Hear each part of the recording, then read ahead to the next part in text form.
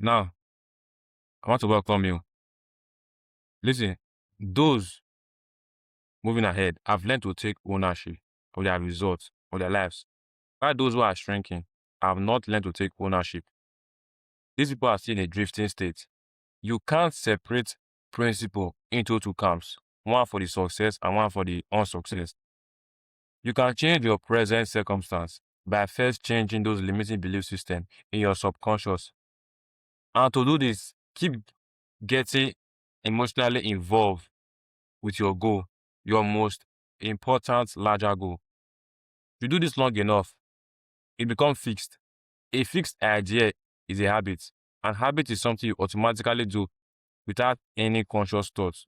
You are a creature of habits. Now, most people are very much content to settle for less. I want you to stretch.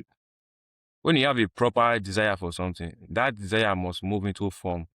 You have no constraint of any kind except habit and self-doubt.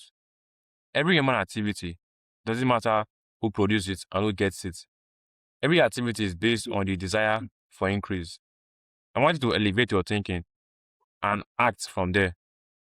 Now, I want you to listen to me. What you deeply want, not what someone else wants you to want or think you want, or any of the subconscious programming that keep people stuck all day long. Your goal, your idea, what you want is already here. Wants come from the essence of who you are. It's not a blind goal you are placing for yourself. You are placing a self-fulfilling prophecy that must move into form, that must come from you to you, either ways. So be choosy what you put your energy into. And always stay alert for ideas. You see, those who do not qualify in this are very much disoriented. You can find this out for yourself. To accomplish your goal, which I'm pretty sure that's what you want, keep on giving energy to it. Keep feeding it. The thing that grows is what you give energy to. And stop thinking of why it's not working or why nothing's happening. This is doubt. And once you get into this negative, uncomfortable vibration, there's a million and one reason why you can't win. But keep giving energy to it, to your desire, your goal. What will happen is you will start to see things differently. Your perception changes, and opportunity follows perception. Those around you will still be swimming in their old beliefs, while you yourself have stepped out into new and fresh territory.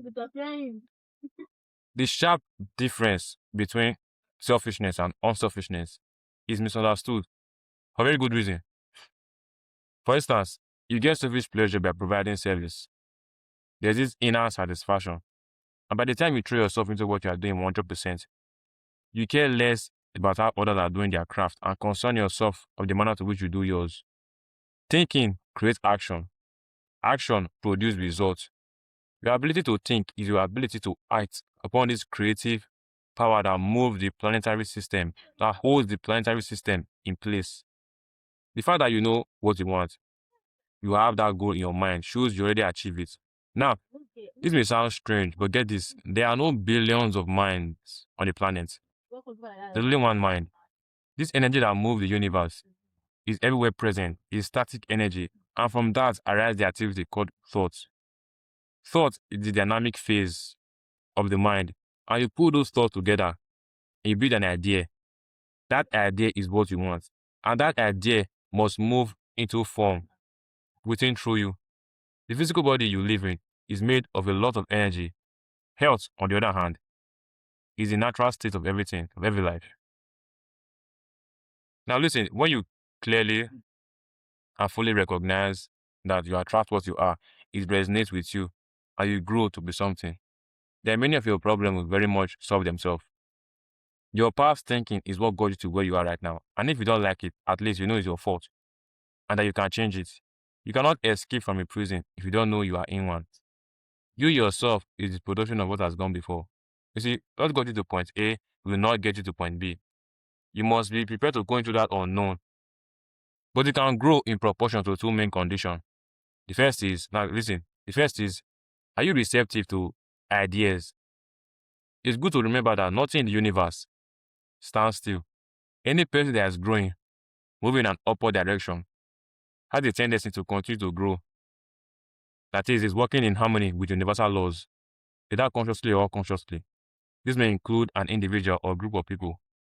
While a person who is going backward or shrink has a tendency to continue to go backward and shrink until it does something about it. Your brain, as well as everyone else's brain, is an embryonic world. It's always in a state of evolving to reach its full potential. So ask yourself, am I living at my full potential? Am I reaching to the deep reservoir of talent and ability that lies dormant within me and using them to their fullest? Or am I simply playing the conformity game, whereby I'm trying to be like the other guy, who is also trying to be like the other guy, who is trying to be like us? It's important to think. And the second is act from your goal. And these two conditions that I just mentioned are correlative to one another. Self-control, discipline, and more frequently self-choice, your ability to choose, is what separates you from the other animal life on the planet. You see, those animals practice communication. Only you practice comprehension. There seems to be less opposition than I thought between the hard sense of duty and the sense of pleasure. Most people are failing to get the word that moving yourself to a higher level, higher frequency, and thinking and acting from there. In other words, living at a higher level of being. Duty is pleasure. You get this inner satisfaction, and work is loved. And there's no difference between working and vacationing. Interesting idea, isn't it? Those in the field of service, in which they find no deep satisfaction in it, are killing themselves. There are no separation between you and your goals. What you deeply want, your highest goal, it's very easy to lose sight of the destination to be reached. By the time you take out the essence of what make your goal really interest you, once you take that away, it then becomes mechanical. The trick is to become one with it. If you're into words, very much as I do, you realize that when you write two statements and combine those statements, they become one in a different way. That is, your perception of it changes. It's the same with your goal. Keep getting emotionally involved with it. You are adding to it. It then grows stronger. Now, I want you to get this. Change is inevitable, and the outside world is subject to change. You must be ready to adapt to the changes, but keep holding your goal in your mind. Keep holding your idea, what you want in your mind. Once you change, your environment, your circumstances changes to adapt to the new you. But it starts in your own mind. Mind is everything.